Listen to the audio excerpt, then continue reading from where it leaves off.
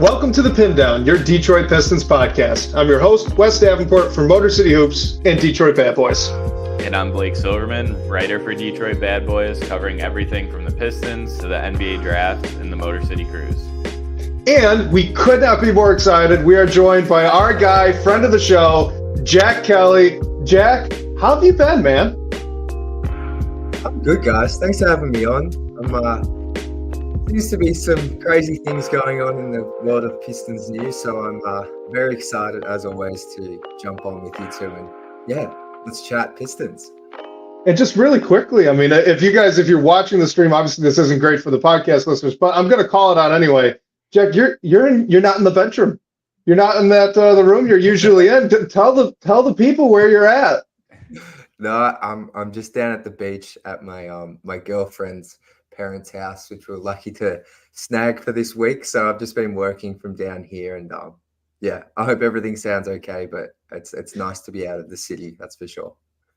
Yeah, you're coming through clear, so all good. And I'm a little jealous of your beach vacation, but that's neither here nor there. We do have news. We got news. Let's open up the show with something that dropped earlier this afternoon on Friday the 14th. Fred Vinson, coming from the Pelicans, he's going to follow Tidjane Langdon and join Monty Williams' coaching staff. He's a shooting coach, shooting guru, been with the Pelicans for a long time now. Widely credited, I believe, at least in some part, with Brandon Ingram, Herb Jones, and many others that have made shooting improvements with the Pelicans. He's really well respected throughout the league, and it's honestly pretty a good sign, I would think, that he's coming to Detroit. So, Jack, Blake, both of you guys, curious just what your thoughts are on Fred Vinson as a coach, what he might bring, and then as well, the big question: what does this mean for Monty Williams? Well, I'll open up just on Fred Vinson. I think it's I've only been awake for less than an hour, and that was the first thing I saw when I woke up, and I was pretty excited about that hiring. I mean, for this offseason, I've told myself not to get too excited about coach hirings and front office hirings until we actually see this team hit the court. But when you quickly look at Fred Vinson's history with helping develop players with their shot, their outside shot, the first name that came to my mind was Lonzo Ball. When he got to the Pelicans, he was like a 32% three-point shooter. By the time he left the Pelicans, he was at 38% on pretty good volume. And then Herb Jones is the other one. I think his rookie season, he was around 32%. And last season, he shot 42% from three. So I'm sure there's other names you can find. I'm going to have a look after this show, see what I can dig up. But yeah, he's well known for his shooting. And I mean, I think the player we all think of when we think of shooting is Sasser Thompson. So to get Fred Vinson in from the Pelicans, I think is going to, you can't help but not think about the improvement he potentially could have on Asar's shooting. But I'll turn it over to Blake.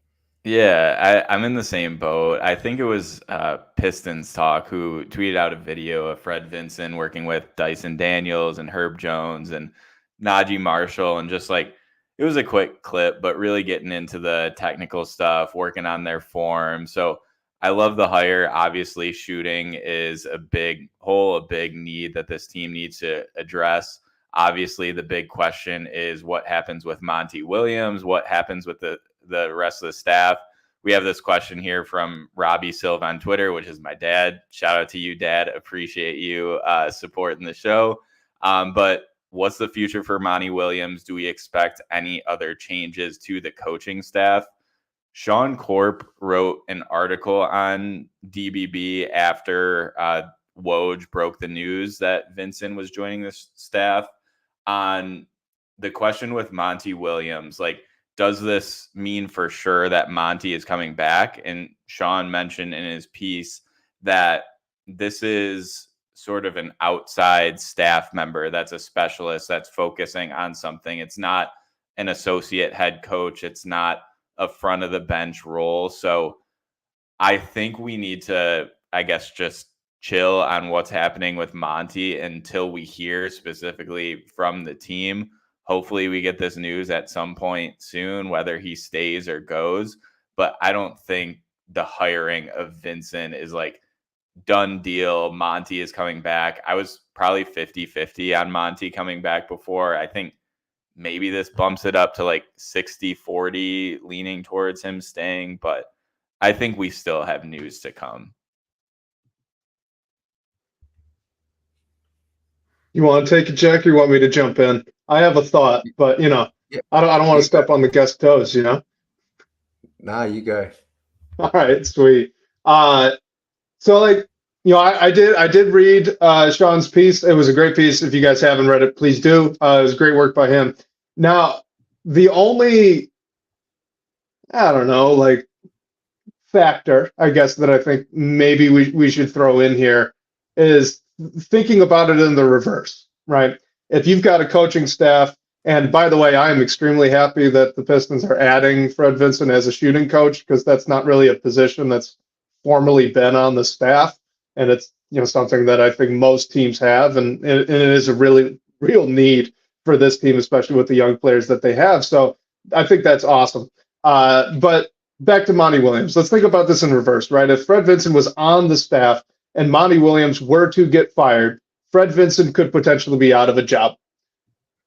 He is connected to the coaching staff. Like, this is not purely an independent decision. He will still be on the bench. He is underneath the head coach. If the head coach loses his job, so may Fred Vinson. He will have to interview with whoever they hire next, or just follow the coach whenever they land their next gig somewhere else, right?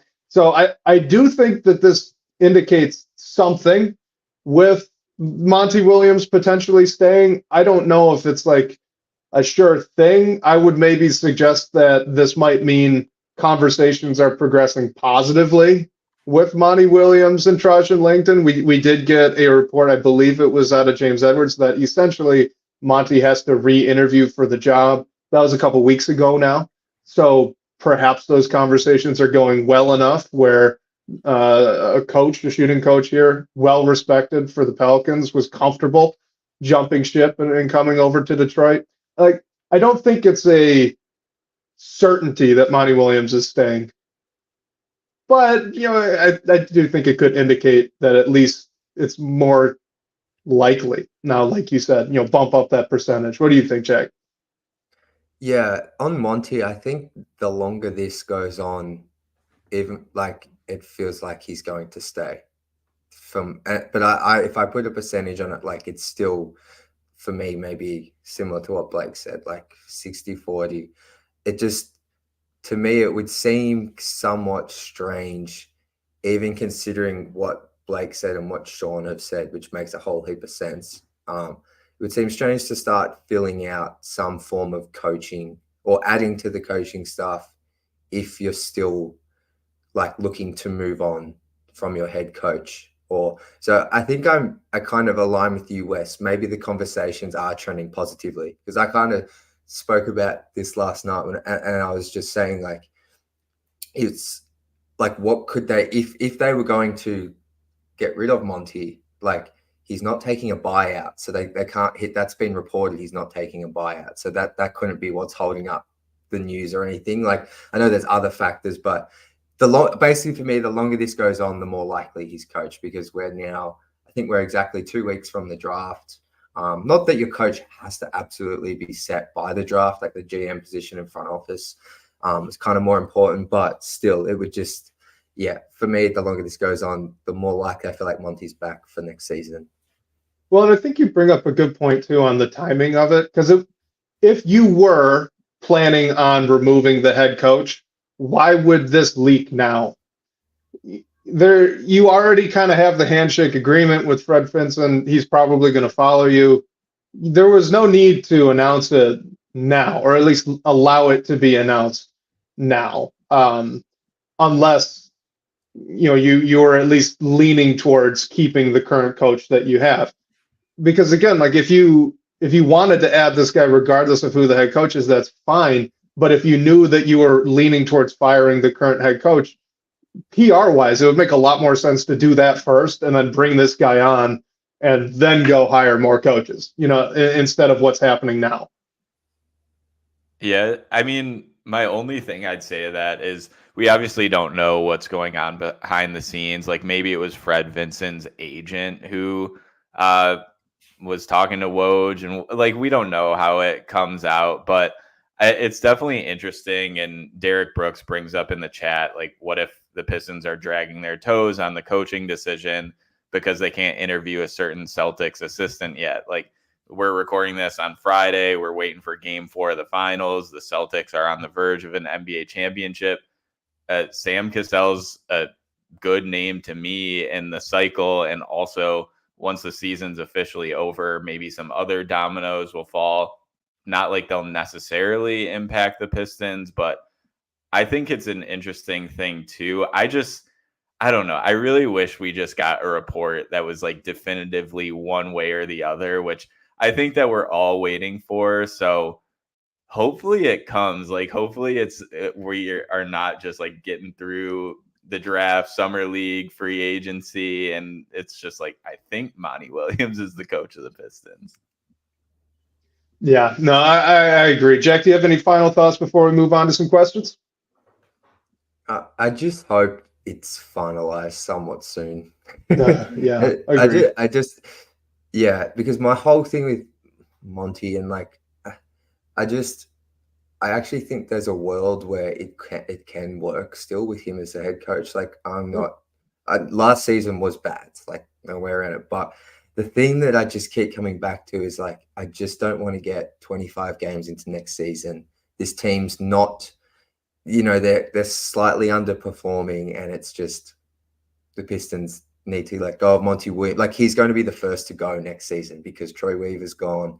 You can't make roster change. Like, maybe I'm thinking too negatively, but I just don't want this whole, if you bring back Monty, then you're going to fire him mid-season, then you've just wasted this whole off-season with him. Do you know what I mean? It just feels like way more lost time with Cade Cunningham and this young core, or what remains, or this new roster. Just that's my biggest fear with the coaching thing, and where I keep getting stuck, and why I just want a decision made somewhat soon. Yeah, I agree. And you just brought up something for me. I was talking with Bryce Simon about this the other day. And part of what makes this decision on Monty Williams for Tidjane Langdon so weird to me is how non-traditional that hiring was, right? Because usually you fire the GM, whatever, you bring in a new guy. That guy will want to clear house, right? So all the people that were associated with the previous front office leader, they're out, they're gone. We want a fresh start. But Monty Williams isn't really associated with Troy Weaver. Monty Williams was effectively a Tom Gores hire.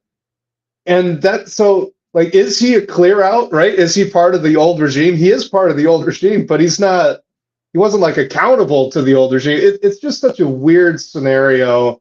And I don't know what to think of it. I have no idea what's going to happen. It's just unusual.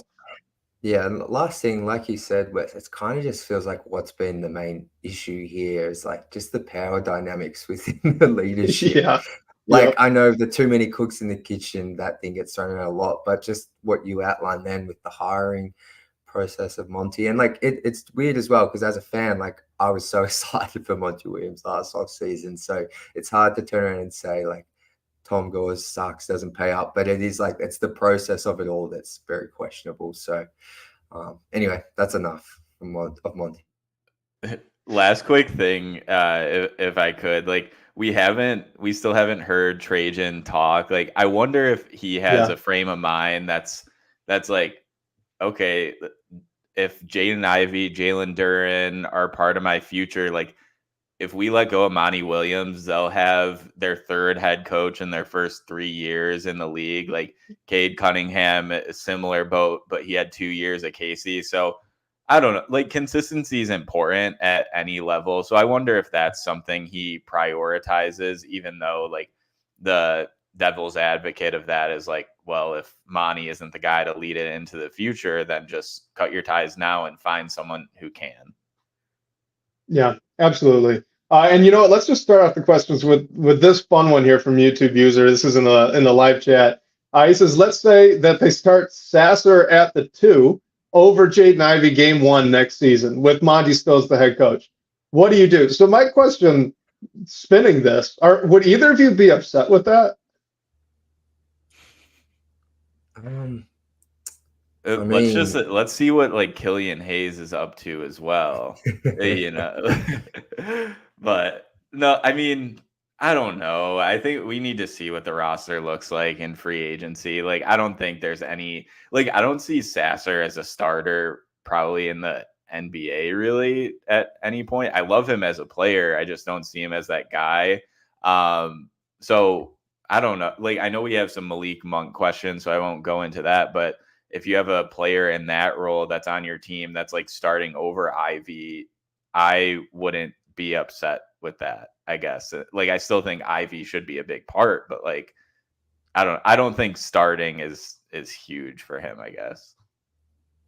Yeah, I honestly, like, Sasser isn't Killian Hayes. I wouldn't be stoked about it. It would be, but I could see, like, that makes some sense from just, if you just take away like who was drafted where and all that. Like, if you just look at their pure basketball skill set, like, Sasser can shoot the ball. He had some, I think a lot of the fan base is down on him, and I get it, but he had some really good moments last year. I know he's an older rookie, so it's expected, but I can see the vision a little bit there with starting him. Although I would be more so concerned just for the overall team's outlook if Marcus Sasser's your starting two. That would be more my concern rather than how it impacts Jaden Ivey in the short term, if that makes sense. Yeah, I agree, because your last concern there with like the roster construction was exactly where I was going to take this. Because, like, look, Marcus Sasser, he shoots and he's a fairly good defender on point guards. That fits very nicely next to Cade. But I am fairly low on Marcus Sasser. I think he's a bench guy for the future. So if the roster is in a position where the head coach, in this case Monty Williams, thinks that he needs Marcus Sasser to be starting next to Cade Cunningham, I think something's gone wrong with the front office, not necessarily with the coach. And gosh, YouTube user, look, this is a mailbag show. He says, I didn't expect you guys to take this question seriously. He was just poking fun at Monty Williams and hating on Ivy. But look, we take them all seriously here. And not only that, but I think we're also recovering from a 14-win season where we witnessed things that no basketball fan should witness. Like, we saw decisions that should come across as jokes be implemented with our basketball team. So, we're a bit scarred in that sense. You mean starting Killian Hayes, Asar Thompson, and Jalen Duren might not have been the best strategic move? Honestly, just the Killian one alone, I never thought I would see that. And then everything else, you're absolutely right. Well, let's stick on the guard position here. Blake, you were talking about Malik Monk, so let's just dive right into that. We got this question here from Bobby Buckets in the DBB comments. Says, Jaden Ivey and Malik Monk put up very similar numbers last season, which they did. I can read those off in a second. But he says, assuming we don't trade Jaden Ivey, why would we sign Malik Monk this summer for 3 times the cost if they're pretty similar statistically? And he is correct. Their per game numbers this past season, Jaden Ivey, 15.4 points per game, 3.4 rebounds, and 3.8 assists on 33.6 and 75 shooting slashes. Malik Monk was also 15.4 points, 2.9 rebounds, and 5.1 assists on just slightly better shooting. It was 44, 35, 83. So, Jack, what do you think? What do you think about Malik Monk in Detroit and the similarities he may or may not have if you disagree with Jaden Ivey? Consistency and play style. So the numbers look similar, but I think Malik Monk, did he average 5 assists last season, which is a career high, I believe. So, but aside, like, just in terms of scoring, like, Malik Monk is a guy that since he's gone to the Kings, defenses, I feel like, account for him and scheme for him. And it's not that they don't for Jaden Ivey, but I feel like Malik Monk on a consistent basis has proven that he's a guy that can get you 15, 30 points on any night. And and I feel like there's a consistency there. He's been in the league since, I think, like 2017. So he's like 26 years old. He's in his prime. There's a consistency there with him. And he's just more of a threat from 3. Like, no one is leaving Malik Monk unaccounted for in the corner. When Cade's running pick and roll, and if Malik's in the corner, like, they're not helping. So, like, or if Malik Monk's on ball, like, if you actually really dive into Malik's numbers on ball as a shot creator, they're like not as high as you would think, but he's still a really good threat and a guy that can create his own shot. And then you look at the passing numbers, like the assist numbers are actually better than Ivy. But, and this isn't me saying Ivy's got no future. It's just, this has been the whole issue with the Pistons is that, yes, their young guys put up numbers, but it's because they're playing a heap of minutes and they are like, they're not actually really impacting the games. Like Malik Monk's been a part of a Sacramento Kings team, which was very successful last season. And then, they still made the play-in in a tough West this season. So there's just more of a consistency there. Like the Pistons, that's what they need. They need guys who every single night, even if they're not shooting the ball at 50%, like teams are still going to account for them every single night. And it's going to open things up for Cade and even Jaden Ivey if he plays alongside Malik Monk. Yeah, and just on top of that, like also Malik Monk, his shooting splits are at a little bit of a higher volume. So I'm not going to say like, oh, Malik Monk shot like a less than a percentage point better than Ivy, but he was taking more shot attempts and putting up the same numbers essentially. And he was doing that in a full bench role where teams weren't like putting their worst defender on him. Like he did things in a special role for the Kings. Like the interesting thing with Monk to me is he hasn't really been a starter throughout his career other than when he was with the Lakers for that one season. And with Ivy, like I don't think if you sign Malik Monk that they would necessarily cannibalize one another. Like I'd be interested to see who starts, like, and if they are just exchanging one for the other, if you stagger them a little bit, what it looks like. But like, I think Bobby Bucket's point is totally fair. Their numbers are similar. I would say if you look past historically at Monk's shooting, like he shot 42% from 3 1 year, 39% the next year. That number is like not considerably, but decline like little by little year after year. So you could make that argument to me and I'd say it's totally fair. And for the money that you're giving him, like you don't want to do that. Jack, like you mentioned, Monk has probably a little bit more playmaking upside than Ivy does right now, but I think it's totally a fair point to not want to give that money to Monk and focus on Jaden Ivey's development. But that said, I don't think that bringing in Monk is it for Ivy by any means. All right, so I want to throw some of these numbers at you guys, just some more context on kind of comparing the two players. Obviously, Malik Monk, Blake, you mentioned it. This was a little bit of a down year for him, three-point shooting-wise. He does have 2 seasons where he was above 39%. This year, obviously, it was at 35, which is about 1.5% better than Jaden Ivey, but he did shoot 1 more attempt per game in about 2.5 less minutes. And that minutes thing, I think, is pretty important here. So per 100% possessions, Jaden Ivey was 25.7 points, 5.7 rebounds, and 6.4 assists. Again, that's per 100 possessions. Malik Monk, however, because he played almost 3 less minutes a night, was actually at just under 29 points per game, 5.5 rebounds, and 9.6 assists. So, like, they're very different players. They play a different style, Jack, like you mentioned. Malik Monk's a much more aggressive scorer, for example, both on and off the ball than Jaden Ivey is at this point in his career. But I do think Malik Monk is a better player currently. And what the chat right now is talking about is if Monk can really be a starter. Is this kind of a Ben Gordon type of concern where you're going to pay the guy a lot of money, try to scale him up as a starter, and he just can't do it. But honestly, and I'd like to get your thoughts on this, guys, but that doesn't bother me much, because if Malik Monk comes in and becomes the 6th man at $25 million a year, with the way the cap's going right now, I am just fine with that. And I think it was YouTube user who mentioned this, but you do need 2 NBA caliber players at every single position on the floor, if not 3. if you can make it happen. Like the great teams have three. That's why the very end of the bench is for, your championship contenders tend to get poached. They're good players.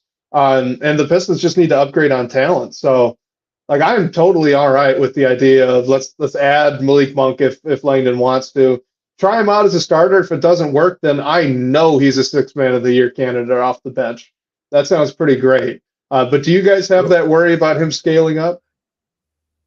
I don't, because even if, say, he does become the sixth man, like he's going to be getting, if he stays with Sacramento, like he was going to be getting like not much less than what the Pistons can offer. Well, I'm not exactly sure what the Kings can offer him, but I assume it's around like 20 million per season or something. Like, I just think I would have no issues. Like, I think ideally he might come in. Like, I feel like if he's going to sign with Detroit, it's probably going to be because A, they can offer him the most money, but B, I feel like there will be some, not a promise, but there'll be discussion about him potentially starting at the two and coming to a younger team and getting a chance to have a bigger role. But it wouldn't bother me too much if he comes off the bench, because we've seen him be successful there. It would be different if it was like, it'd be different, if he was coming across as a starter and that didn't work out, and then he's never come off the bench, and then there's ego issues and that kind of thing. Like that'd be my concern. But I'm with you, Wes. If he doesn't work out as a starter, he can just be the sixth man, and we've seen him with the Kings absolutely thrive in that role and be a match winner for them. Like genuine game changer for them. So wouldn't bother me too much.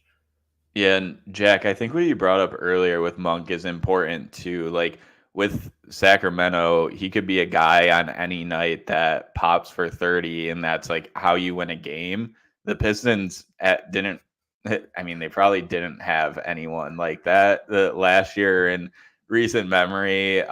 So like just if Cade has an off night, scoring, shooting wise, I think those other players that can really just like go off. I mean, we saw it from Marcus Sasser a bit, like if Burks could catch the hot hand or whatever. But I think Monk is like, he almost like when Dante DiVincenzo dropped 40 on the Pistons and like that role he played for the Knicks, I could see Monk as that for the Pistons. I mean, he was that type of scorer already in Sacramento, but I just think being one of those guys who you can go to try and get a bucket when maybe some other guys are starting off slow or just not feeling it that night, I think this team could totally benefit from, in addition to what's already here, depending on what the roster looks like. And really quickly before I move on, QT brings this up, and it's a good thing to bring up just because it's something that gets talked about pretty frequently with Monk, but then with other bench players that you're looking to expand into a starter. So QT says, as a starter, Monk would face tougher defenders, typical lower efficiency when bench guys to move into a starting role. And generally, I think that's a fair critique to have, but I don't really think it's fair to Monk specifically. Blake, you mentioned he was a starter and he performed well for the Lakers a couple of years ago. And the Kings have pretty consistently used him as a closer when obviously the other teams throwing their best guys at, the players the Kings have. And the Kings were a good team both of those years. So that's not something that really concerns me. But, for other guys, I think it's a good thing to bring up. Let's hit on a draft one really quick, Jack. This is from Dylan22. He wants you to pick which wing has more potential and projects as the better fit for the Detroit Pistons, Cody Williams or Ron Holland. Spicy. Man. I have Ron Holland fifth on my board, but it's because fifth on my board, that's Risha without Zachary Ricochet and Alex Sarr. Just want to clarify that. But this is very close. I feel like Ron Holland's maybe more of a safer bet, if you could say that. But Cody Williams, I know that it was on very low efficiency, but he has that low volume, I should say. He did shoot 41% from outside. He does kind of have all the tools. He's like 6'8", 7'1" wingspan. He's not Jaden McDaniels, but kind of looks like him. Like he's a younger brother of Jalen Williams. Oh, man, this is so tough. This is so tough. Maybe I'm just going to say Ron Holland, whilst the shooting is a big concern for me. Yeah, I'm going to say Ron Holland because I have him higher on my board, but it's close. It's tough. So for me, the only reason I'm going to say Cody Williams is because of best fit for the Pistons. Jack, I agree with you. Like, I have Ron higher on my board. I think this is like a really interesting question because these two guys, and maybe I'd loop in like Modest Buzelis and Wes, your guy, Tidjane Salaun, as some of the biggest upside swings in this draft. But for the Pistons, I was thinking about this the other day. Like, I kind of hate Ron Holland's fit on the Pistons just because I feel like he needs to go into a certain situation where he has like a defined role. And I feel like the Pistons are just so like we have Cade and then we're not really sure like what else is going on. And whereas like Cody, like both of these guys are going to need some time. Like that's a thing. And maybe we don't even go for one of these guys because of that. But Cody, I just think, Jack, like you mentioned, he shot well, but on low volume. What's that going to look like? But he did shoot it well. If injuries didn't derail his season, like he might still be talked about as a top 5, like one of the best prospects in this draft. But the way things ended for him was so poor, and just like where he is, he needs to add strength. So I don't know. The fit is just much more clear to me with Cody compared to Ron. But that said, like, I think I like Ron better as a prospect. So, and I don't know. It's just all about the shot. And it's tough to tell with like what the Ignite we're doing this year and everything that Ron was asked to do. So I'm interested to see where he ends up and how he shoots it, like coming out of the gate. So what if we take, the other young guys on the roster kind of off the table, right? What if we just look at a fit with Cade Cunningham? Because Blake, you and I have talked about this on the show before, but like as we move forward into the future, Jaden Ivey, Asar Thompson, Jalen Duren, they have to prove that they're starters and long-term building blocks for this team.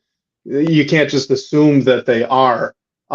So if we don't assume that they are, and we look at all of them as kind of flexible pieces here that may or may not be part of it long term, between Cody Williams and Ron Holland, who fits better with Cade? If everything breaks right for the prospect. Yeah, quickly, I do think both of these guys are total home run swings to me. They both scare the crap out of me. Continue. Yeah, I was just going to say that's the argument for Ron Holland. Like, if you aren't convinced that anyone on this roster is going to be a part of the long-term future other than Cade, then I would probably say Ron Holland. But if you had like the comment that was just up on the screen about Ron and Asar, like we already have to finagle lineups when Asar is on the floor. Like ideally there's a floor spacing big. So if you have like Ron Holland in here, you might, if he shoots it like he did last year, you might have to do the same for him, which I don't think is the greater thing to do. Whereas I feel if it was Cody Williams, he's more like he helps with the spacing issue. So yeah, it's a tough one. It's again, like where is Trajan's mind going to go? Like what's his draft philosophy look like? Well, he's taken Herb Jones, Trey Murphy the third. They were with a lot later picks than pick 5, but and Herb's shooting improved over. He wasn't a great shooter. Yeah. So like, but I think that lends itself maybe more towards Cody Williams, who's like that wing, who's that prototype of a 3-and-D. Like, so I don't know.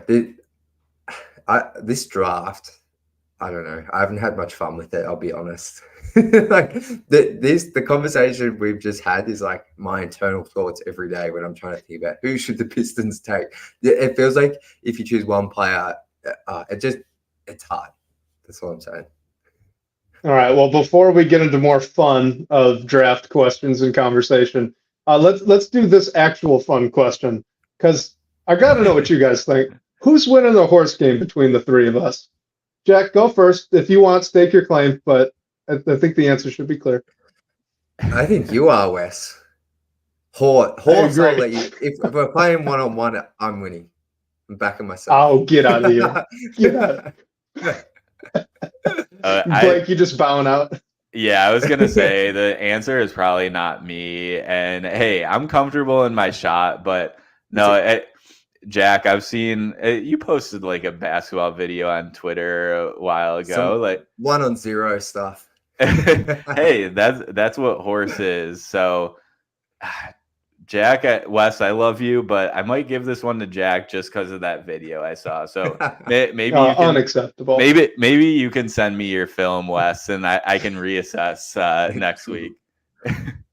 Oh man, I will win, Jack. We will find time and we will play more. I will win. I'm competitive. Oh geez. Oh no! How long does a horse game between Matej Buzelis, Ron Holland, and Asar Thompson take?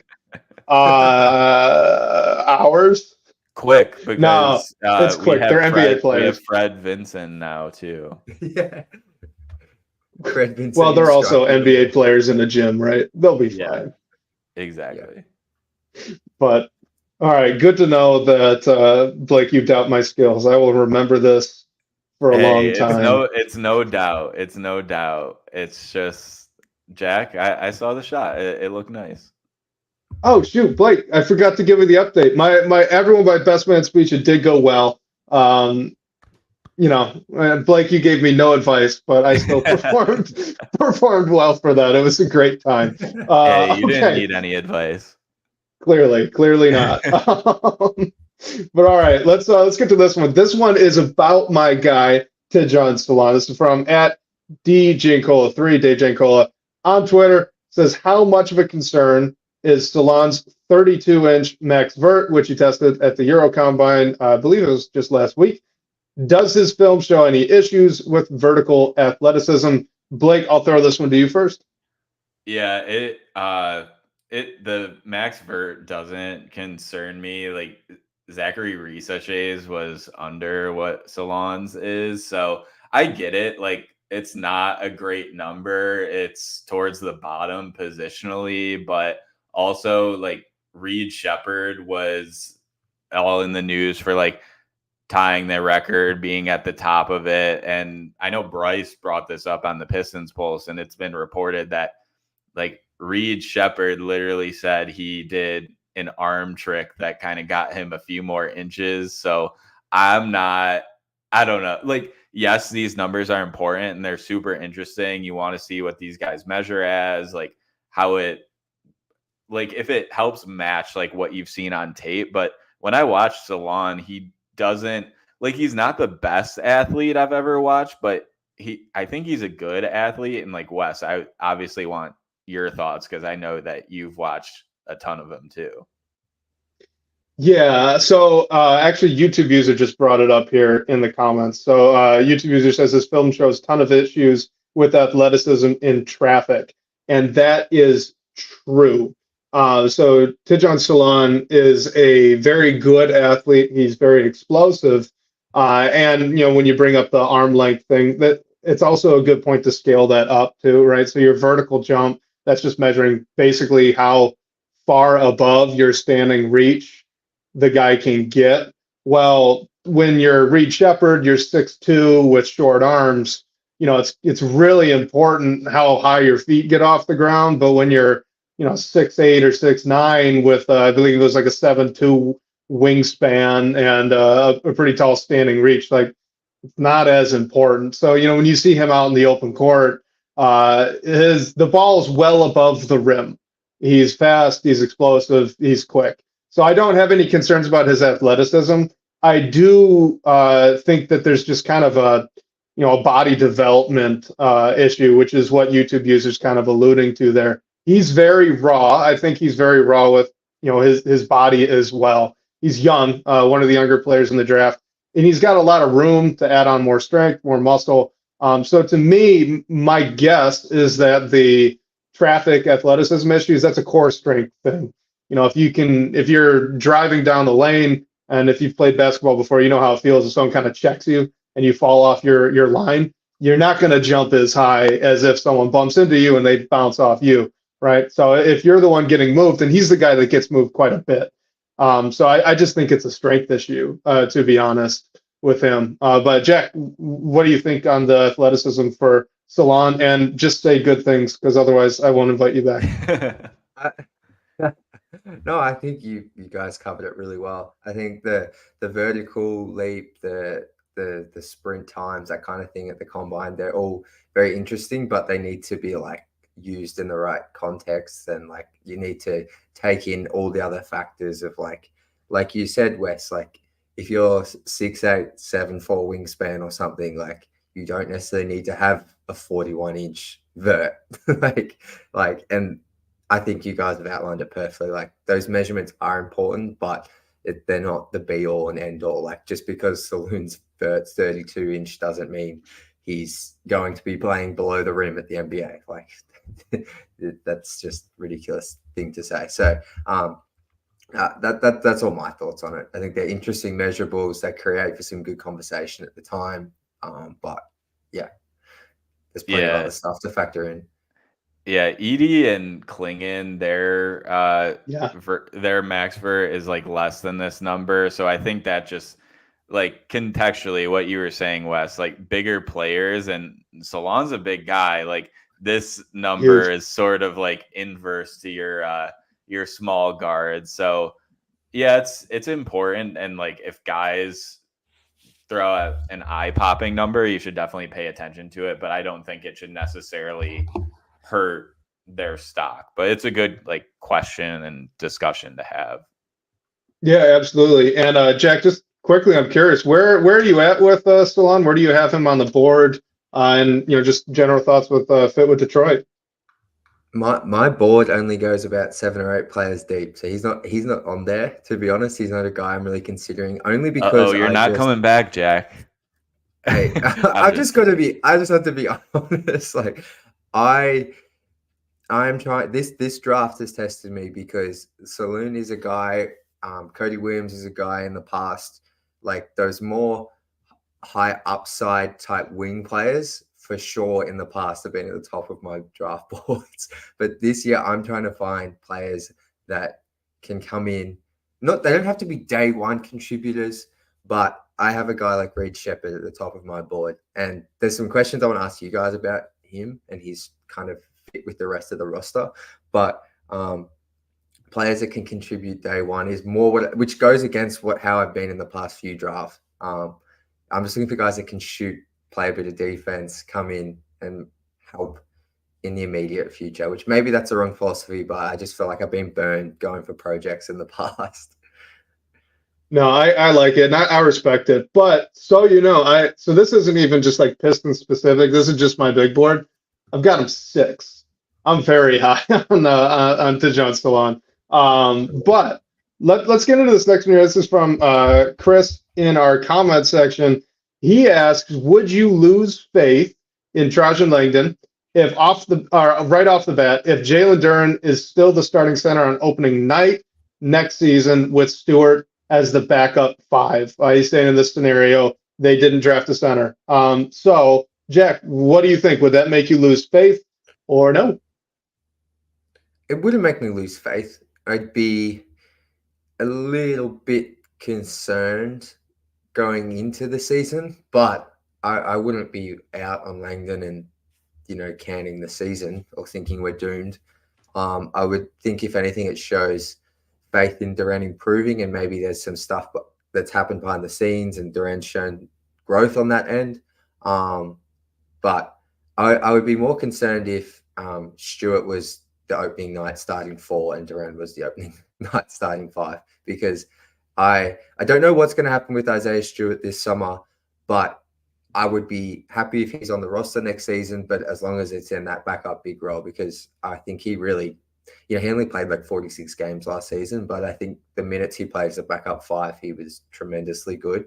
Look, I wouldn't be overly like concerned and throwing the season out, but if anything, I would just be putting some faith that Duran has improved or shown some improvement in the off season. Yeah, I'm with you. I wouldn't lose faith, especially if Duran's the starting center, and even with Stu as the backup 5. I mean, I know a lot of us, myself included, have been wanting to see him in that role. I think what would make me question it a bit more is if you don't go out and get like a third big who is defensive minded. And it's tough because I want to say that players should have some role, but I also don't want an extended rotation. So, Jack, I'm with you. Like, if Duran and Stewart are your 2 5s that you're going with, I think that should say that Duran made some sort of improvement over the summer defensively. And also another element to this for me is like, what did they do with the rest of the roster? Like, did you just go all in on shooting and that's where you spent all your money, all your draft capital, whatever it might be, and you're going to give Duran some more time, and if it doesn't work out, like bring someone else in, or if you have to move on from Duran, whatever it might be. So no, I just don't think it would, I guess, be fair if that's what it is, but I would be interested to see like roster construction wise what it looks like around it, because things have to happen, to say the least. Yeah, I'm with you, Blake. This is one of those where, like, if they don't add any other center this offseason, I would have some questions. Or at least if they don't make a move at the center position, I should say, I would have some questions. But if everything does really just remain the same and they focused on the rest of the roster, like Duran starting over Isaiah Stewart is not something that the president of basketball operations controls. That's on the head coach. So, like, if this were to happen, I would be questioning Monty Williams or whoever else is running the sidelines for Detroit more so than I would be questioning Langdon at that point. And, on this note, why don't we hit on another one from Bobby Buckets, actually. He says, with the current concerns around Jalen Duran's rim protection ability, what are your thoughts on starting Isaiah Stewart at the 5 and letting Jalen Duran come off the bench? And I will just say this quickly, which will give up my answer, is that I honestly think they would have won more games last year if this happened. Jack, you first. And I will also say this is a thought that's been bouncing around in my mind as well. I don't think that is the ideal scenario for next season. But I think where I land with this is I do think as poor as Jalen Duran's rim protection and effort was at times, there is still tremendous value in his ability to haul in a defensive rebound. Like Stu, off the top of my head, there's been a couple of games in the past couple of seasons where the Pistons have lost at the buzzer on tip-ins, and I believe Isaiah Stewart was involved in a couple of those. And that's obviously one play, but I do have some concerns with Stu playing a ton of minutes as your starting big just because of his size. Whilst I do believe in the shooting now, especially at the 5, I believe in the shooting, not so much at the 4. But and this does make sense. I think where I land, if this is your 2 centers, Duran, you can still start him, but his leash is so much shorter. And if that effort's not there, or he has 2, like that's my whole thing with most of these young guys. If they're going to start, like I don't want all 4 starting, but say Asar Thompson starts next season or whatever, like their leash needs to be so much shorter, and the Pistons need to have players who can, take minutes away from them. So they have to really earn them, because it felt like at times last season, Duran he's going to be playing 30 minutes a game. Like the effort just wasn't there. I think being more accountable with the minutes and pulling them when they make 2 mistakes in a row, or even 1 mistake, I think that's where I land. If this was your 2 bigs that you were running with. Yeah, Jack, I'm with you in terms of my concern with Stu starting at the 5 with Duran coming off the bench is rebounding, like ending possession is important. And we know that Jalen Duren has defensive concerns. We want him to grow as a rim protector. He doesn't space the floor, but that dude can rebound the ball, and that's important. And like you mentioned, Jack, there were instances where Stewart, just because of his size and everything, like he's not as good of a rebounder as Jalen Duren, and that's no like slight on Stu. It's just like a size thing. I will say, I think the only reason that Stu starting at the 5 and Duren coming off the bench should happen is as almost a proof of concept that like Cade Cunningham and Ausar Thompson or whoever it is, like, need a 5 who can space the floor to play next to him. And like, I don't really that guy that you're going to get this offseason. Even in the draft, there are some guys that you can look at, but they're not ready to go. And there's not one in free agency. And those guys just don't go on trees. So like, you can see what that lineup looks like contextually. And but like Stu shouldn't be the long-term solution. It would have to be bringing someone else in that can play the 5, is a good rim protector, can space the floor, which isn't easy to say. And then maybe like Stu can play next to him because he can still shoot the ball or come off the bench as well. So yeah, Wes, where are you at?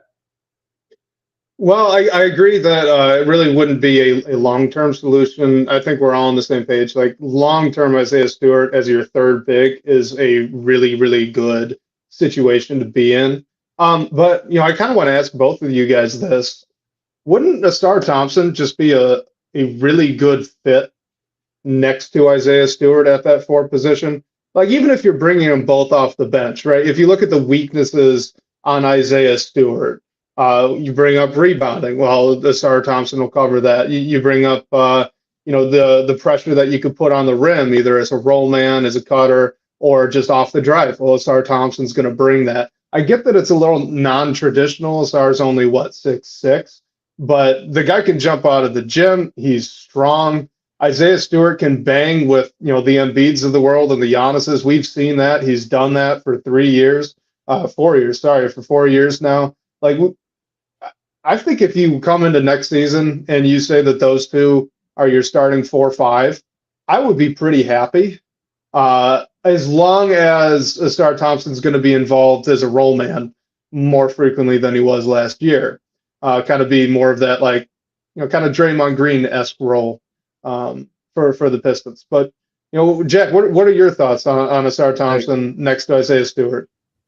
I love that you brought this up, Wes, because this is why I'm having, this is why I've been kind of thinking about Stu so much, is because of all the players, he does fit with Cade as like a pick and pop big, but you want a lob man with Cade ideally, but he's fit with Ausar. He kind of unlocks Ausar in a way and helps you field lineups that make sense with featuring Cade and Ausar. Like, he's probably like, if you're just looking at Cade and Ausar as the 2 guys, right? Like, you think about the other young core, Stu probably fits the best with those 2. But offensively and defensively on both ends. So it's tricky. And like you said, they don't have to start. Even when I've just been throwing out some mock lineups and just making up stuff, if say the Pistons added Brandon Ingram or they add a bigger wing or something, and Ausar does go to the bench, which I don't think is a bad thing, by the way. If a Stu's coming off your bench, that still makes a ton of sense. And he provides a lot of lineup flexibility, which I think is underrated with Stu, just with the way he's developed as a player and adding that 3-point shot. He does make a lot of sense alongside Ausar, and both with their rebounding together and their defensive, they're both very good defenders. And Ausar projects to be very elite on the wing, I think, at least. There's plenty to like there with those 2. Yeah, I think the thought behind it is really Ausar is a good rebounder, so he helps make up for what you're missing with that by having Stu on the floor. And also Cade's a pretty good rebounder positionally. So I think having those advantages, I guess, just makes up for the size and lack of rebounding with Stu on the floor. But I agree. I think he's a good a good fit next to really like any of these guys, and he helps like clear up like Asar's shooting concerns and things like that. I just don't know if it's the best option in terms of like your first five moving forward, but I don't know. I just like Stu as a guy off the bench that you can kind of like plug and play in any lineups and stagger. And I just think the team, like what the roster is like, isn't really at that point right now, but hopefully it's a direction we see them move toward for the long term. Yeah, I agree. And just to say one quick thing on the defensive rebounding aspect of it, because I agree, it's really important to actually, end the possession. But you also have to create a situation where you have the opportunity to end the possession. And certain players were very not helpful to that last season for Detroit. Blake, I want to ask this one here from YouTube user. It was a very good question, and I kind of cheat with it. So this is: do you guys actually have time to watch full game film on all of these players for the draft when you're doing your evals? He says he finds that full game film is really the only way to get a real good feel. So Blake, you first. Do you actually watch the full games? I try, and I do a lot more when like the games are actually going on. I would say at this time of year when you're getting like close to the actual draft, a resource that I've found really helpful is Hardwood Hoop Central on YouTube. They do like film sessions for really all of your prospects.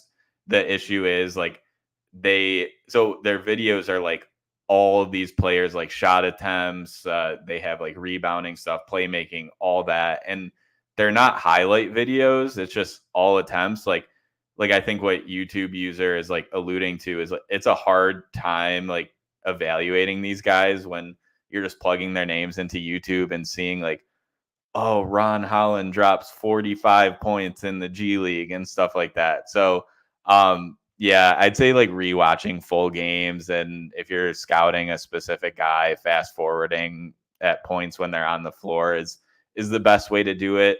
But also there are like places on YouTube that do a good job of including like the full context outside to just the highlights, which I think is the biggest issue, getting a read on any of these guys.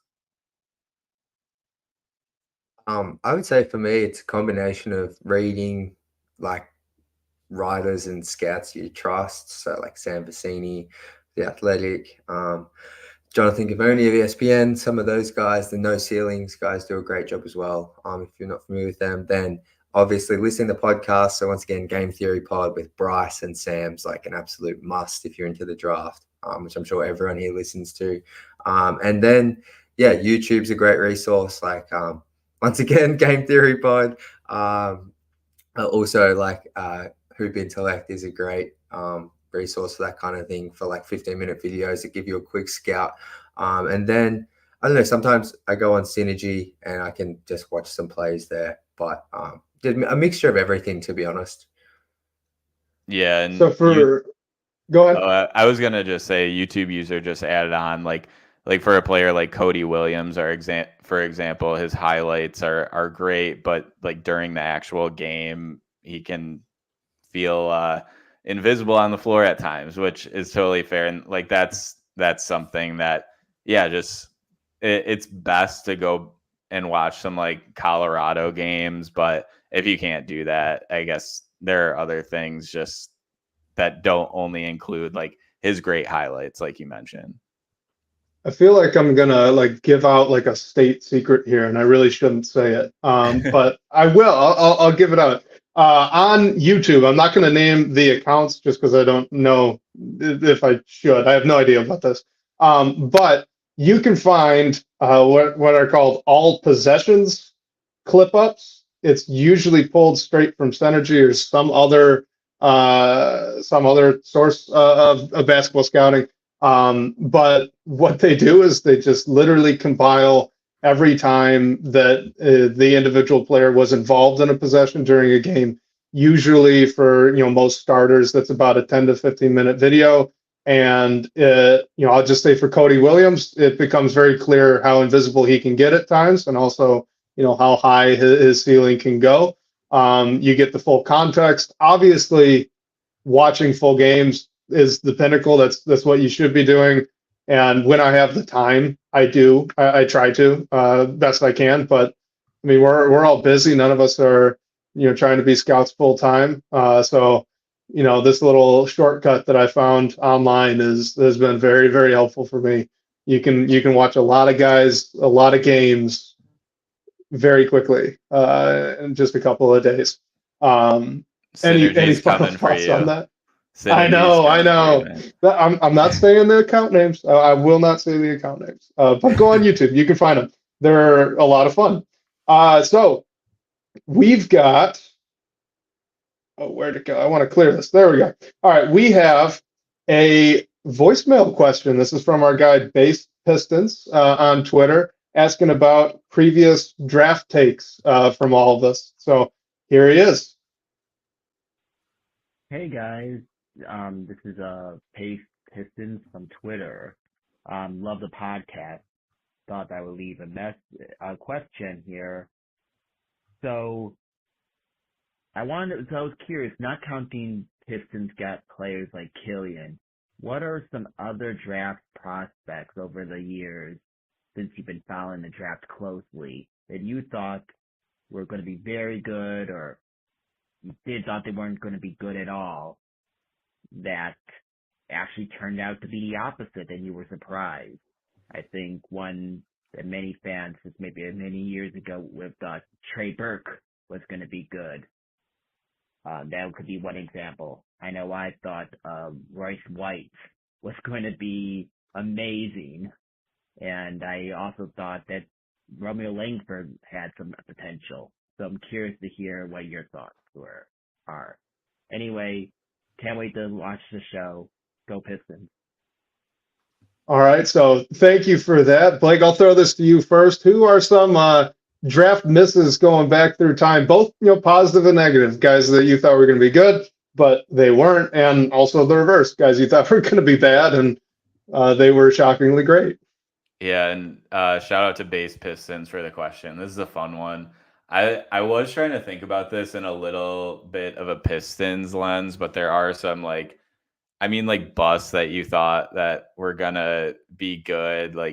There's I always think back to Hashim to beat, and I was pretty young when he was playing, but I was like, this guy is dominant. How is he not going to be a good NBA player? And with big guys, it's hit or miss. Injuries are a concern, but I'll say a Pistons specific one from way back now was Austin Day. I feel like he had so much upside in college as a 6'11". Like, you mean the next Tayshaun Prince, right? Right. A 6'11" dude who shot over 40% from three in college on low volume. So I don't know if that means anything for Cody Williams. I'm not going to compare them, even though I kind of just did. But he's one that sticks out to me for the Pistons. I was in on the Sekou hype for a little bit, and that didn't pan out. But reverse, I think I don't want to take all the easy ones, so I'm just gonna say Spencer Dinwiddie. When the Pistons drafted him, I didn't really think much of him because he was battling injuries. It didn't show much, and he's carved out a good career for himself. And there are some other examples for the Pistons that they probably gave up on too soon, but it is what it is. Yeah, I would say my Pistons one I had so much hope for, which I think is so many of us. He was a Killian Hayes before Killian Hayes. I think it was Stanley Johnson. I was so hopeful with him. I thought he was good. He was meant to be he wasn't meant to be but I was thinking we had some Ron Artest reincarnation in Detroit, and it just felt like the grit. He was strong, defensive minded. We saw him go at LeBron in 2016. Felt like the pieces were there for him to be a long-time Piston in some form, but that obviously didn't work out. And it's interesting at the time, if you go back and look at Stanley's shooting numbers, I don't think he shot over like 40% from the field with the Pistons. Like they were rough. So that was the one for me. Like Sekou was like a big one, but like that was a draft where I got so sold on like the pre-draft 1 versus 0 workouts. Like he's an international prospect. The Pistons, I believe, even said like he shot 10 of 13 at his pro day, or he hit 10 threes in a row at his pro day. Like that one, I really thought he was going to be something. But I think a guy who surprised me, and this is a name everyone knows, not a Piston, is Austin Reeves. It always used to annoy me. I thought he was just going to be like that Laker that's overhyped, and then he's actually not that great. But I think he's seriously turned himself into a really good, like, I don't know if he's a starter on a championship team, but he's been a starter on like a playoff team for the Lakers alongside LeBron and has thrived. So he's a guy that surprised me for sure. All right, I put together a long list here, and I knew that because I was going to answer this last, I needed to have absolutely no Pistons on this, and so I'm glad that this played out how it was. So we'll just run through it because I was having fun going back through the draft classes and picking out guys. But a big one for me, Carson Edwards out of Purdue. Wes. Carson Edwards is a Pistons legend. I know. I thought like, when they brought him in, I was like, yes, this is awesome. He's gonna be better than he showed. He's gonna be a bench piece. This will be great. I was very wrong about that. I will be the first to tell you that. But like, man, he was so good at Purdue. He shot the crap out of the ball. I really thought that, like pairing him with Blake Griffin, like that big playmaker, and then having him just be a gunner out of the guard position, I thought that would be a great fit.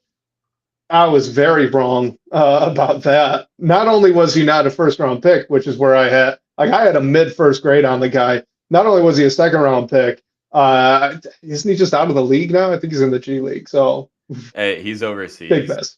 Overseas. Yeah. So yeah, big miss there. Another fun one for you guys. I don't know if this might have been the Stanley year. Mario Hezonja.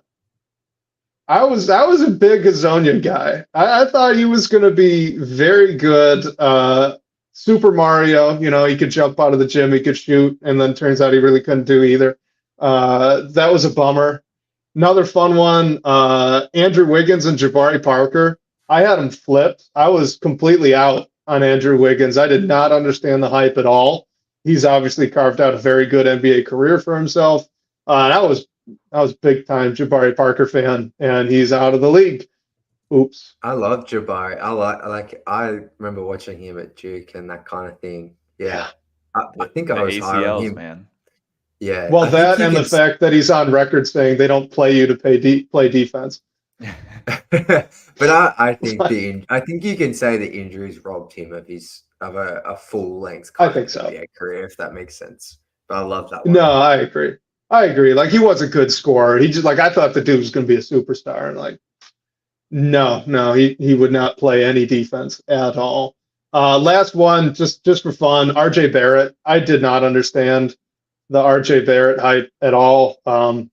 In my defense, like, I just didn't buy into the intangible stuff, and the fact that Duke played him basically as a de facto point guard for so long, like, really didn't shine a good light on that. He does not play that role now, and it was not a good fit for him then. And so when people were talking about him, like, oh, he's a big point guard. No, I'm out. But he's obviously been really, really good. He's actually a guy I wish the Pistons had tried to pry away from New York at the past deadline. I'm a big RJ Barrett fan now. Yeah, just to throw in another Knicks name in like the inverse, I think Josh Hart was a guy I didn't really like buy a ton when he was coming into the NBA, and I was wrong about him. Another one I'm thinking about is Jordan Poole. I mean, he went into like a great situation, and I mean, we see what's going on right now, but I didn't think he'd have anything close to the career that he's had as well. So yeah, it's fun to look back on those guys that you were you were wrong about and that have like proved you wrong. Like the busts are sad, but it's more fun to look at the other way around sometimes. Well, yeah, I mean, we're not getting paid to do this, so it's just fun to go back and laugh. Like, oh gosh, I was terribly wrong there. There are going to be more from this year too. Like, gosh, but if it's Salaun, I will be so upset. Booker is a really good one that's brought up in the chat here. Yes, I'm with this one here. I didn't think Booker would be what he was either, but all those Kentucky guards, like you can go down the list, Tyrese Maxey, like all those guys. Like even Quickly, that was another guy. I remember like in that 2020 draft, like, thinking, oh, he's just going to be like a bench guard, which he kind of is now, but he's like, he surprised me a ton with New York. And now obviously with the Raptors, love that shout out as well. Franz. Yeah, that's a good one. Franz, that was a good one. All right, let's close it out on this one. Jack, I want to ask you this little, I know you, so I know this is a softball. This is from Rames. Why does Cade Cunningham deserve the rookie max extension? Just go on your soapbox here about Cade Cunningham. Because if you don't give him the max, you're just looking for the next Cade to give a max to. Like, you just I understand some of the criticism around Cade. There's still plenty he has to answer, but like he just came off a season where he averaged 23, 4 rebounds, 8 assists, had some 10-game stretches where he was averaging like 30, put up a couple of 40 pieces. And these are just counting stats, and I know they don't lead to wins, but I think it's fair to say, looking back in hindsight now, that roster was a disaster. The coaching wasn't great. The leadership above him is questionable. Like, it's not the ideal situation for a 20-year-old to come into and particularly thrive. He hasn't really, apart from, like, I would say that his rookie season was the best team he's had around him with Trey Lyles, Jeremy Grant, Corey Joseph, like Sadiq Bey, Isaiah Stewart. Like, just think about where those guys are at now. And that's the best roster we've seen around Cade. So he's had players drafted around him who don't particularly fit around him. And Cade was a guy at the time it was a no-brainer to take him at number 1. And then the team hasn't been built around him and to help bring out his strengths. So you give him the max no matter what. And he's a leader. Like, he has I kind of hate this word, but I think it's true. Like, he kind of has an aura around him, a mystique. Like, he's like, you need like prior to having Cade, like, and this is why, and this is sad, but this is why the day the Pistons won the lottery was the highlight of my Pistons fandom. It's because, like, prior to Cade, we had Blake Griffin for like a season and a half. Before that, since I've been a fan since 2012, like Reggie Jackson, like the Pistons have never had a true like superstar you can get around, or like that archetype of star player you can get around. Like, we've been starved of that. And I just think he's that guy. Like, I think he's a guy that's going to get the Pistons to the playoffs multiple times. How far they go will depend on how good the team around him is or who they can bring in to Detroit. But yeah, who else are you paying the max to?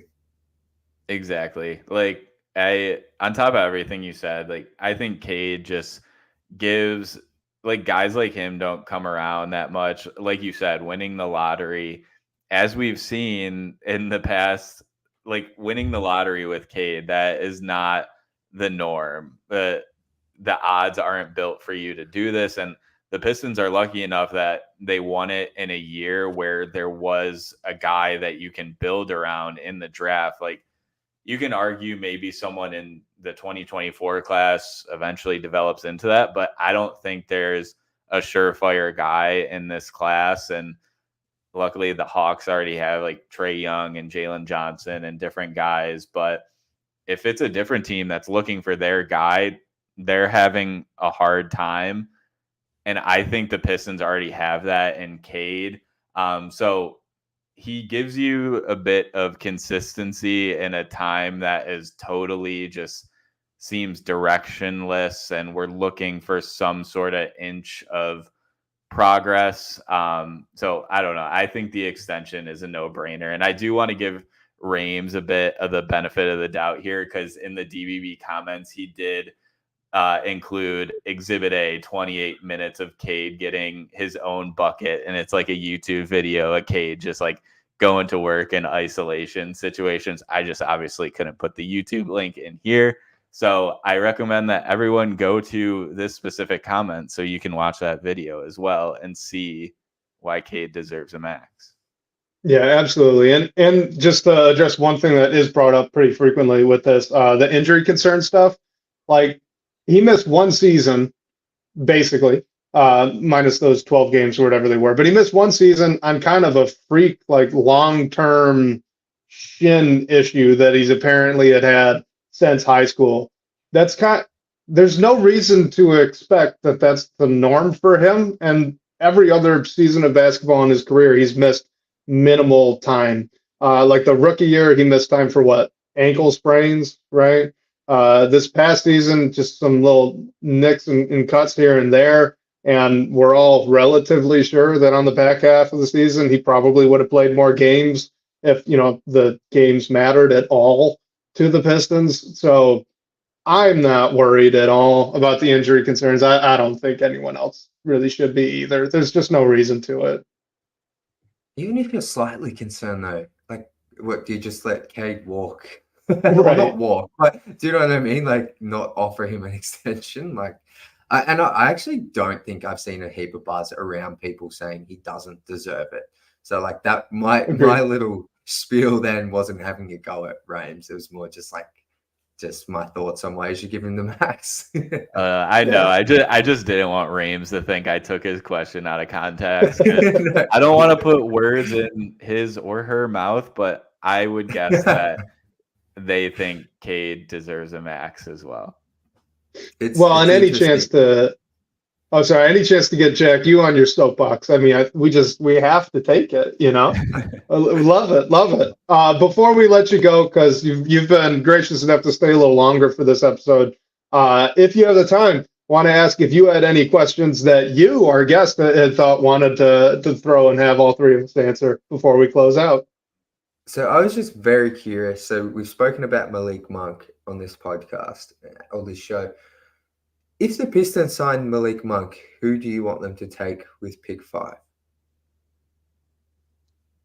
That's a good question. I don't think Malik. Real quick, sorry, Blake. Yeah. Doesn't this happen in reverse order though? The draft is before free agency, isn't it? Am I forgetting something? Yeah, the draft is 26, but I mean, okay. So, I think if you bring in Malik Monk in free agency, if Reed Shepherd is the pick, is there room, or do you have to, move on from Jaden Ivey or, trade the pick? I don't know. I feel like I'm sort of in a stance of whoever this draft pick is, yes, with this class, you're in more of a position to draft for fit, but I see Monk as a guy that is one of those vets that you can bring in. And maybe if you do end up with a Reed Shepherd, it gives him a little more leeway to figure things out. I mean, I think he'll be pretty good at some level close to immediately, but I don't know. I'm changing who my guy is for the Pistons every day. I texted Wes yesterday. I was thinking I'm leaning more towards Klingon just because I know he addresses some sort of need for the Pistons, whereas other guys I have questions about. Reed, I know he addresses a need, but he's also a small guard. So what does he look like on the next level? So I don't know. That's a long way to say I think they should draft the best basketball player available, which is kind of hard this year, especially because a lot of these guys in that range have questions.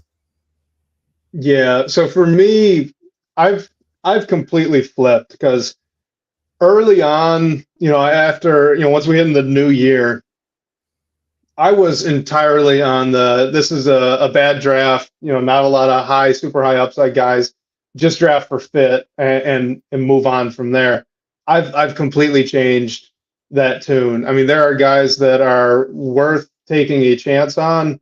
And I think that as I've gotten and kind of come to grips more with the talent that's available in this draft class, pairing that with how much the current young players on the Detroit Pistons roster really struggled down the stretch of last season, I've just come to the position where not only do you just draft whoever Tidjane Langdon thinks is going to be the best player, if that's Reed Shepherd, if that's Connect, or if it's Salaun, Ron Holland, Cody Williams, I don't care. Whoever he thinks is the best guy, that's who should be the selection. And then just move through the rest of the offseason like the draft didn't happen.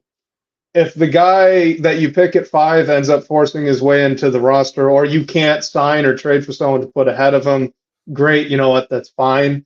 But ideally, I think you just draft whoever you think is the best prospect. You go into free agency and you pretend that he's not even there. You want to fill out the roster with NBA players. You want to make it coherent. You want to make it all fit around with Cade. Maybe do a consolidation trade, look to bring in somebody who's really proven as a starter in this league via trade. And again, if the guy that you drafted is too good to really sit on the bench and just kind of have a developmental year, then you've created a really good problem. And that's just kind of where I've fallen with it. I think I'm still all over the place, but I think I'm leaning towards that, Wes, because I think in the past, the Pistons, they've drafted players, and where everything came undone is there was too much of a reliance on their young players to produce in their first, second, even third year is asking a lot for them to start and really produce at both ends. I just want to ask that question because sometimes I battle with that, but it's going to be interesting. I think I land with where you are, Wes, to be honest. Yeah. No, that's a great question. Yeah. But before I close this out, Jack, I know you posted your top 5 Pistons big board, but would you say you have a guy for the Pistons in this draft, or can you talk yourself into a lot of different things depending on who they end up with on draft night, or if they end up with someone? I definitely don't have a guy. Okay. And that board I put together, just those 5 prospects, as I was saying when we were talking about Cody Williams and Ron Holland, it goes against how I've looked at drafts in the past. I love that from YouTube user. Reed Shepherd is literally the last player I would look for the Pistons to draft in previous years, but I'm trying to have a more open mind and just try and find players maybe you can plug in, or who, if they are asked to step up in their rookie season, can come in and just do something from day one really well on offense potentially, or defense. So I wouldn't say I have a guy. That's funny. Reed Shepherd for me is if he's there, have to take him. Yeah. That's the dude for me. Yeah. He's just such a clean fit with Cade. Yeah. Yeah. My mind is just changing every day. I'm really interested to see where it ends up. There are a lot of guys too that I'm I would be okay if the Pistons took them at 5, but I would love it if they traded back to 8 or 9 and ended up with the same guy. So we'll see. It doesn't always work out that way, but okay. Wes, do you have anything else before I throw it over to Jack to plug anything and close us out? No, I don't, Jack. Thank you so much, man. We always love having you join. It's so fun just talking hoops with both of you guys. So appreciate your time. Why don't you tell everyone where they can find you? And if you got anything to plug, go ahead and do so. As always, thanks so much for having me on, guys. Loved it. You can follow me on Twitter at Jack_Kelly_313. And you can follow me on YouTube at Pistons_intellect. But apart from that, support Detroit Bad Boys. These guys rock. And this offseason is going to be fun. It's going to be very fun. Yeah. Thank you again for joining, Jack. It's always a blast. This almost 90 minutes flew by. Everyone, if you could just comment, subscribe, it would be great. Coffee, I saw your comment in there. Thank you for plugging it. Also, I saw your comment in the DBB section. Sorry I didn't get it into the show, but we'll add it next week. Wes's best man speech went great. My little one's doing great at home. So really appreciate you always supporting and asking. And shout out to Base Pistons for using our phone line. Reminder, everyone can call and ask a question, hear your voice on the show. The number for that is 313-355-2717. And special thanks to Sean Court, managing editor over at Detroit Bad Boys, for supporting the show. Shout out to you guys again for all the great questions and talking points. We'll catch you next week, whether on your commute or live with us here on YouTube. We can't wait to talk more Detroit basketball with you all.